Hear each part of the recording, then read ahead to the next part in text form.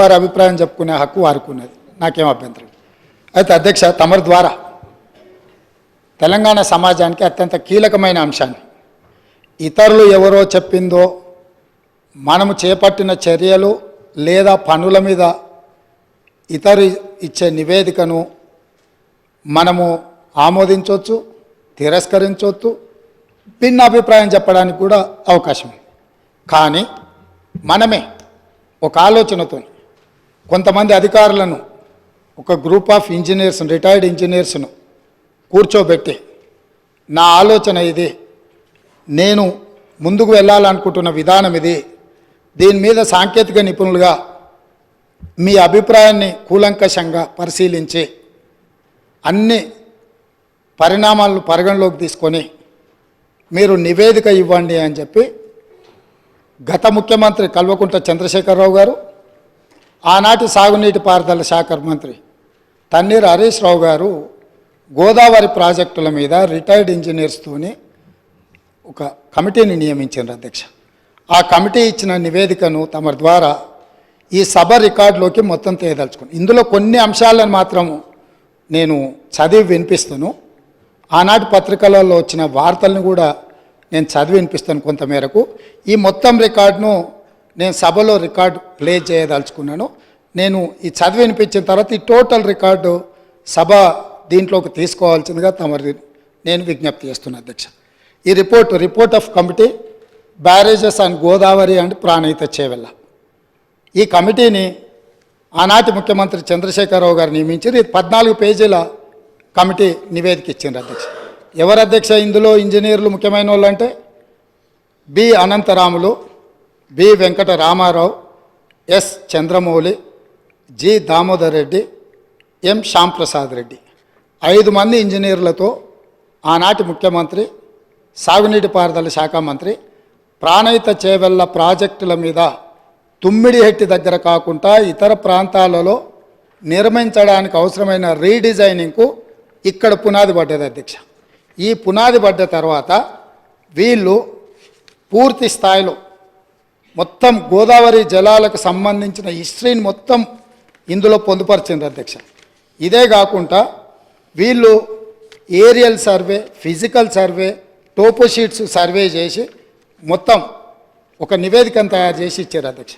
అందులో page number 5లో alternate locations for barrage of retired engineers forum have conducted the aerial survey on 24/3/2015 to examine the feasibility of proposed site and feasibility of alternative sites on Pranahita river etc.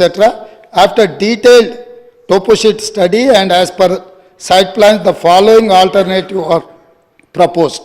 అంటే మేము అన్ని రకాలుగా టోపోషీట్లను కానీ aerial సర్వేలు చేసి వీటన్నిటిని ఆధారంగా ప్రభుత్వానికి మేము నివేదికలు ఇస్తున్నామని చెప్పి, అంతకంటే ముందు అధ్యక్ష పదే గత ప్రభుత్వం ఏం ప్రయత్నం చేయలే. ఉమ్మడి రాష్ట్రంలో తెలంగాణకు తీరని అన్యాయం చేసిండ్రు. ఆనాటి ముఖ్యమంత్రులు ఏం పని చేయలేదని వారు ఏదైతే మంత్రి గారు ఆరోపణలు చేస్తుండ్రో, వీళ్ళు నియమించిన రిటైర్డ్ ఇంజనీర్లు పొందుపరిచిన అంశాలను కొన్నిటిని ఉమ్మడి రాష్ట్రంలో జరిగిన ప్రయత్నాలను కూడా ఈ సభ ద్వారా తెలంగాణ సమాజానికి నేను చెప్పదలుచుకున్నాను అధ్యక్ష. ఎందుకంటే వాస్తవాలనే ఇక్కడ చర్చించాలన్న ఆలోచనతోటి మనం ప్రత్యేకమైన చర్చను మా మంత్రివర్యులు ఉత్తమ్ కుమార్ రెడ్డి గారు దాదాపుగా నిద్రపోని రాత్రులు గడిపి, నాకు తెలిసి వారు సరిహద్దుల్లో సైనికుడుగా మోహరించి యుద్ధాన్ని ఎదుర్కొని వచ్చిన సైనికుడు సరిహద్దుల్లో కూడా వారంత బరువైన గుండెతో ఉన్నారో లేదో నాకు తెలీదు. వీటిని వారు రోజుల కొద్దీ ఈ తెలంగాణ ప్రాజెక్టుల మీద జరుగుతున్న పరిణామాల మీద చూసి బరువెక్కిన గుండెతోని కొన్ని వాస్తవాలను ఈ సభ దృష్టికి తీసుకొచ్చే ప్రయత్నం చేస్తే జరిగిన తప్పులను వారు చేసినందుకు తెలంగాణ సమాజానికి క్షమాపణ చెప్పడం ద్వారా మంత్రి గారిని అభినందించి భవిష్యత్తులో ఎట్లా ముందుకెళ్దామని వారు కొన్ని సూచనలు చేస్తుంటే సమాజం వారిని కొంతమేరకైనా వారిని అభినందిస్తుండే. కానీ ఎదురుదాడి పూర్తిగా అంటే మంత్రి గారు వాస్తవాల ప్రాతిపదికన ఇచ్చిన పవర్ పాయింట్ ప్రజెంటేషన్ కూడా తప్పుల తడక అని చెప్పి దూషించడం ద్వారా గతంలో జరిగిన తప్పులను కప్పిపుచ్చుకోవడానికి తీవ్రమైన ప్రయత్నం చేస్తున్నారు అధ్యక్ష. అందుకే ఉమ్మడి రాష్ట్రం మనకు తీరని అన్యాయం జరిగింది, సాగునీటి ప్రాజెక్టులు ఎక్కడొక్కడ ఆగిపోయినాయని నీళ్ల కోసం కొట్లాడిన తెలంగాణ సమాజం ఉమ్మడి రాష్ట్రంలో న్యాయం జరగదన్న ఆలోచనతోనే ప్రత్యేక తెలంగాణ రాష్ట్రం రావాలి, ప్రత్యేక తెలంగాణ రాష్ట్రం కావాలి అన్నారు. తెలంగాణ ఇచ్చింది మేమే, తెలంగాణ తెచ్చింది మా వాళ్ళు. అక్కడ ఉన్నాడు పొన్నం ప్రభాకర్ గారు, రాజగోపాల్ రెడ్డి గారు, వివేక్ వెంకటస్వామి గారు.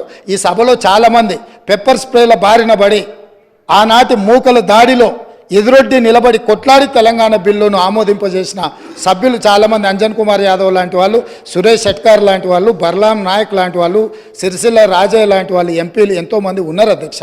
ఇదంతా చరిత్ర కళ్ళగట్టినట్టు. పార్లమెంట్లో లైవ్ రికార్డులన్నీ తీయండి. ఆ రోజు బిల్లు ప్రవేశపెట్టినప్పుడు చంద్రశేఖరరావు గారు ఎక్కడుండే, ఈ సభ్యులందరూ ఎక్కడుండేనో ఒకసారి చరిత్రను కూడా చూడాల్సిందిగా తమకు విజ్ఞప్తి చేస్తూ